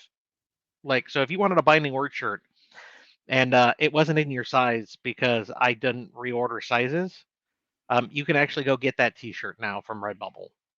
If you go to shinhofenbooks.com and take the store link, it'll shoot you over to the Redbubble store. All of the shirts that I still have, like physically on hand, I am going to have to do something with those. I might be bringing some with me to DragonCon, because I'm still looking at trying to do a like possibly a meet and greet since the Medieval Times event fell through, and DragonCon told me I can't have a booth this year. So at this point, Medieval I'm Times probably fell through? Yeah, I fell through. We couldn't get enough backers. We tried. Damn it.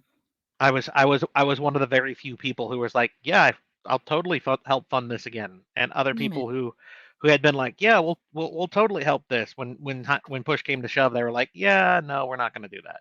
So, Man, that sucks. I was really looking forward to it. I haven't been to Medieval Times since I was like 12. Oh, and I was super excited to go. You can still go.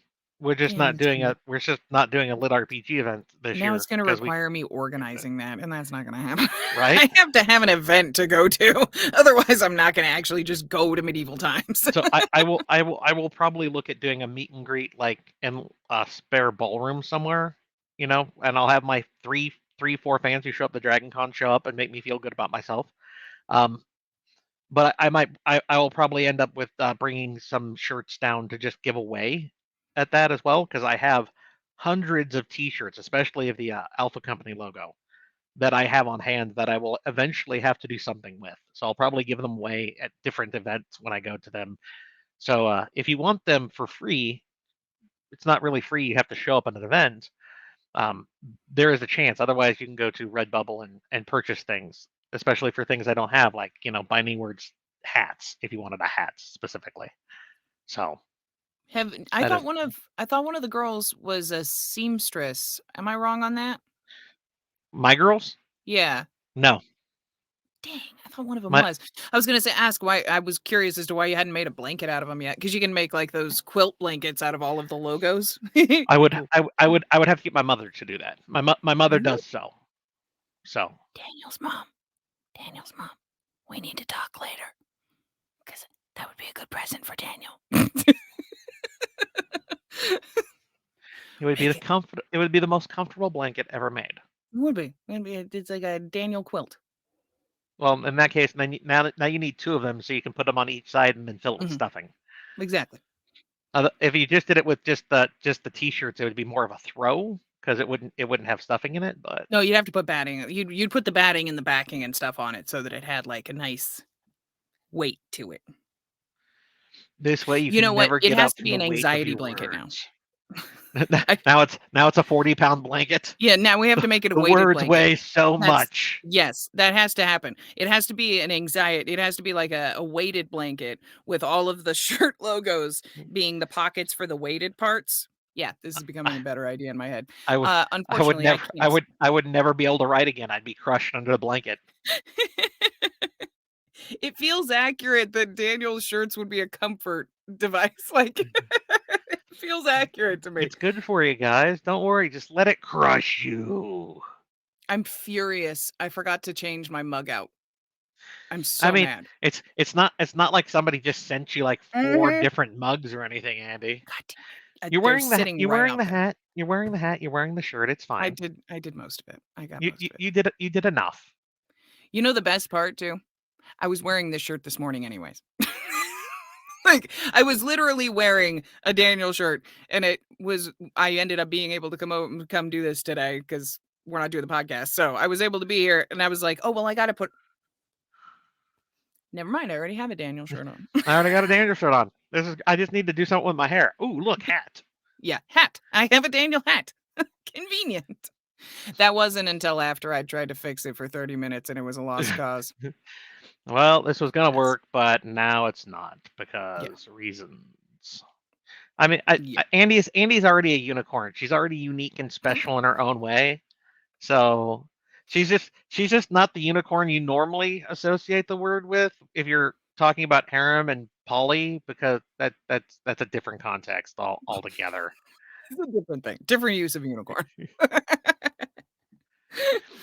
No, I do not have Cult of Skippy T-shirts. I have not made this thing. From what I understand, like the idea of Cult of Skippy actually comes from uh, there's a Cult of Skippy in a different known series, and I wouldn't want to brush up against that either. I can't think of the name of the series right now. I'm sure somebody knows. I don't read enough. I've heard other people talk about it before, so. It's been a significant time since I've read for fun, so I'm useless on that front. No, the 3 or 4 fans included you, Holly. That's like you. It would be you, Dame, Andy, possibly Jay. Okay, Neeb. Okay, so See, there'd now be it's like just a fun game. okay. Now there are 6 people there. Okay. Now we just play Cards Against Humanity together in the ballroom, and they can't complain about it because who the fuck complains about sound in a ballroom? I definitely need to find a ballroom to rent now. Right. It's going to be a fan meet and greet and Cards Against Humanity. Don't show up if you're going to be easily offended. It's a bad idea. Very bad idea. Like If the said, idea of a dictionary covered in human scrotal skin terrifies you, don't play Cards Against Humanity. If the phrase "Why am I sticky?" is going to cause you to go off when somebody says something completely horrible, and trust me, I've seen some of the worst ones you can get that revolve around like historical events that shouldn't be named on a live chat. Yeah, you probably shouldn't play Cards Against Humanity. No, it's real bad. It's real bad. So it would be fucking hilarious, and I'd probably give you the point if I was the one reading it. Yes, we got the Clamonaise pack for the Cards Against Humanity recently. Sammy, send me later. Send me that. What are you talking about? There was a set of cards that Cards Against Humanity sent out. They said it was in a jar of clam mayonnaise, Clamonaise. Oh, that's bad. So all the cards are clam centric. And clam scented. You had to pull the pack out of. You had to pull the pack out of the jar that was full of the stuff. Wow. Wow. So we now have the 30 clam cards are in my deck of Cards Against Humanity. Wow. It's a thing. They're all clam centric. Damn it. I'll be right back. I really have to use the restroom and I was hoping to hold out, but it's not going to happen. So I'll be right back. Go. Run. And she's gone. Just like that. She's gone. We can do this while she's away. And we can flip it back over when she comes. We are almost 2 hours in, actually. That's with Andy here, it goes so much quicker because there's someone I can bounce ideas off of. Where can one find Andy's podcast? Currently, I don't know if they're recording and putting her podcast up anywhere outside of her normally doing it on Saturdays. She'd normally be doing her podcast during this time frame of the live chat. She does them on her Discord on Saturdays normally. I know that eventually they're going to get them recorded and put them up somewhere, but it has not yet happened. But it probably will sometime in the near future. If I remember right, there were technical issues that delayed to them doing it today, which is why Andy was able to come and visit with us. I'm back. I was never gone. Are you planning on putting the podcast up places when you eventually get all the technical stuff worked out? Oh yeah, it'll get posted. That's actually one of the reasons we were holding off today, was because we're hoping to be able to salvage the Kids on Broom stuff. So we're hoping to be able to post something from it rather than it just be a trial run that had tech issues. So we had to switch around a bunch of equipment stuff, and it doesn't exactly work precisely the way we wanted it to. So and you're like 4 chapters away from finishing a book, so before you go dicking around with tech stuff, finish book, then dick around with tech stuff. Yeah, box of brand new equipment sitting outside the door that I'm not touching until I'm done with the book. Don't unplug mics until you're done. I can think of a couple of book wives that would make good weighted blankets. Just lay them on top of me. I mean, yeah, but at that point, I'm not sure it's just a blanket. I'm just saying.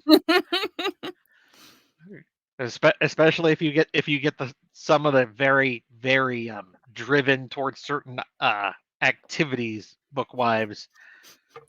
Rosa and Gothy would not be content with just being a blanket. I'm just saying. That weighted blankets is gonna be a little more invasive, I believe. Doc wakes up and there's just an extra weight on his chest this morning. Opens his eyes and it's just Rosa. Even closer than normal. Hello, voice. I see you've changed your positioning there, Rosa. I have, voice. I wanted to show my love for you. Yeah, I can feel that. Can we do something now? I mean, you're already halfway there. Creepy weed. Yep. Creepy weed. Hey, that's one of the mannerisms I've really enjoyed with her.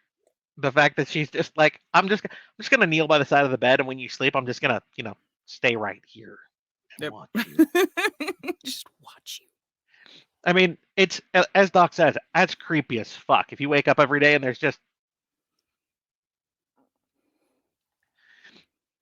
but at the same time, it's like, she just wants to be there. That's It's also kind of sweet and creepy. Mm-hmm. Mm-hmm. So it is both. Those are not mutually exclusive. Mickey's nipples. I'm not sure that Deputy McGee would ever show off his nipples. I mean, he's part dwarven. They're slightly more reserved.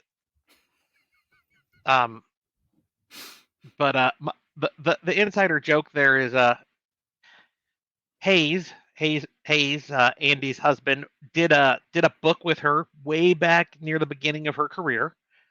It was Dominion of Blades, and his voice is the female troll queen who needed special medicine rubbed into her infected nipples. Yep. So I have not let Hayes forget that his nipples are very special. There's even a book. There's even a book for Hayes' nipples. And I'm just gonna keep that going because the man should know that his take on infected troll nipples was memorable. It's so good. Does Rosa blink when she watches him? I mean, we don't know. Maybe not. Yeah, Rosa be Rosa, yo. Cat owner's parents are used to waking up to the staring. Yes. Doc's neither currently, so he's had to adjust to the idea, and that's most of the time. That's like a occasional thing, especially for cats, because cats will do whatever the fuck they want when they want. This is an every fucking day event for Doc. Yeah. Ah, Considering Rosa doesn't need to breathe, I doubt she needs to blink. I mean, valid? I mean, she is as Doc has said, she's not human. She she doesn't have like the internal organs of a normal person because she's a dryad. She's literally nature given form. So no, she probably doesn't. I haven't gone into that. I haven't, I don't flesh out every little detail. I normally leave those kinds of things up to the fans because if I have not written it down, it's open to fan interpretation until such time as I write it down and crush all your hopes and dreams. So, which I might or might not enjoy doing. Just saying. We have gone for 2 hours. Well, just short of 2 hours. It has flown by because Andy has been here, and it's always so much easier because me and Andy can just feed off each other and chat about random stuff. I enjoy it. So I'm gonna put you on the spot, Andy. Hmm. If I did a fan meet and greet at Dragon Con, I could easily make it a double fan meet and greet at Dragon Con. We could No, I would we never could do that with you. we could co-head. Never mind. Sorry. Yes, of course. I'd love to. That'd be super No. fun. What? I would No, love that. I don't need your sympathy yet. Fine. I would love to do that. That'd be super fun. Plus, we have huge overlap for our Yeah. audiences. So Yeah, it would be great. So instead of like the 7 people that would show up for me, there'd be like the 55,000 that would show up for you, and then I could be like, yeah, but those 7 over there, they're here for me, not her. So I'm validated. And then they'd all show up at your table, and I'd be sitting in the corner, still like, it's okay. I can still No. imagine it. No, not true at all. Dragon Con is the same time every year. It is Labor Day weekend. It is the weekend before Labor Day. So this year, let me grab my calendar here. It is like August 31st through. Dragon Con will run August 31st through September 4th because September 4th is Labor Day. So that weekend leading into Labor Day is when Dragon Con is every year. Yeah, I'll be there from Thursday through Monday, Thursday through Sunday. Oh, dumbass. Me, not you. Oh, this is the wrong This is the wrong calendar. Never mind. I have to open the other calendar. Yeah, I think it's from Wednesday to Wednesday. I think I'm actually staying the full week this time. I think it's Wednesday.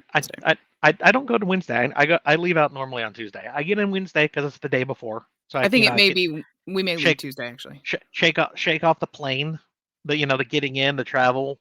Have a nice night. Not have to worry about that because Dragon Con starts Thursday. That's when you can get your badges, but they don't like really kick everything off until Friday, and then they run till like I think it's 5 p.m. Monday. Dragon Con officially ends, and half the con leaves like through Monday.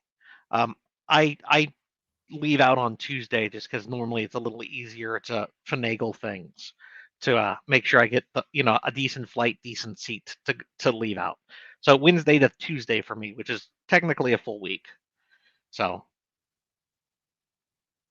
but I'll look at setting up. I'll let you know because I had already started looking around for like small ballrooms, like 100 person maximum setting. Because honestly, I'm not going to get 100 people there. And I know some of my fans are like, "Dude, you're worth 10,000 people." And I'm like, "Yeah, that'd be nice, but I'm not rolling. I'm not Butcher. Same. I'm not Yeah. I'm not someone showing up just for me. If they're going to Dragon Con, it's for more than just me. Yeah. Same. But if I get 20, 30 people there that want to talk and sign things that they bring, and I can hand shirts off to, great. That's all I really need. So like this, I have 30 people here watching me, out of countless fans, because numbers are countless. If I had 30 people show up and just wanted to bullshit for like the hour or two that I held an event, that would be more than enough. That'd be like, wow, that's a lot. I'm surprised 30 people showed up at DragonCon and actually wanted to talk to me. So That's not kind of where include- I am. No one knows it's narrators are in a weird kind of bubble. So well, yeah, they know your voice, they don't know your face. well, that and we're not video game voice actors or anything. So it doesn't have that kind of notoriety. It's a weird kind of bubble to be in. So most people don't But know who I am. but outside of like my officer staff, people like Andy, Dame, Holly, and whatnot, I would honestly expect something like 10 to 20 people maybe to show up. Which, Yeah. if that happened, I'd be perfectly happy. I think that right there is enough. I already know that there's at least 7 fans that have told me they're totally coming to DragonCon this year. So I'm like, cool. A couple of them have already told me about the cosplays they're going to be doing for various characters, and I'm like, that's amazing. So I've already got enough people that like trying to put together an event works for me because I won't feel like I'm gonna just sit there and not have anybody show up, which is the fear, folks. Once again, imposter syndrome. I'm gonna be like, come see me, and then no one's gonna show up. That would be my fear too. So that's why me and Andy can do it together. We can at least lean on each other's There you go. shoulder and sob about it. If all that shows up are our friends, then we can just find solace in that and just play some Cards Against Humanity and eat ice cream. I'm totally packing the deck this Yeah, year, and there if we go. nothing else, we can do it during the meet and greet when no one shows up. Right.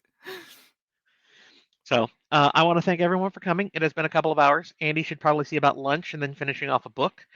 And I have promised one of my girlfriends a Pokemon date because there's a Pokemon Ooh. event that's supposed to be happening today. So we're gonna go do lunch and play Pokemon for a little while before I have to come back and run a game for friends because Saturday is normally my D&D game that I run for my friends and family. So thank you everyone for coming. Wait, multiple women? Yes, I have 2 girlfriends. They live with me. One of them is my full-time editor. The other one, feeds me and makes sure that I don't do stupid things. Yep. Which honestly seems like it should be a full-time job. Daniel walks the walk. People say, write what you know. I'm like, I could do that. Got it. Harem's not realistic. You don't know my life. So, Andy, thank you for coming. Thanks for having me. This is fun. Guys, the next live chat in May will be on the 15th. It's going to be at noon. That is a Monday. I change the day of the week and the times normally, so more people who might be constrained to us, working a day or specific times have a chance to coming. There are some later ones coming up later in this year as well. So, Andy, as always, if you are available and you wish to join me on any of my live chats, you are eminently welcome because it makes it so much easier. I will say that one I probably won't make it to because it'll be dead in the middle of my day. But the ones that are on the weekends or after stream, I always ever since I've been invited, I try to show up because they're super fun. Well, you have a good Raptor day. Lux Voice 6, Andy will be finishing that over on her Discord here shortly. Yep. Then there you go. Holly just put her Discord link into the chat, guys. So you can copy that over and go listen to her make funny voices while reading stupid words that should never been put on paper by authors who are complete shit and should give up and find a real job. Namely me. Far from it. Do Talk give to you me. guys I'm later. gonna. It'll probably be like 3:30 though. Yeah, Don't go right over. You're gonna go get lunch. I assume that'd be a good idea. Talk to you guys later. Thanks for coming. Bye. Bye.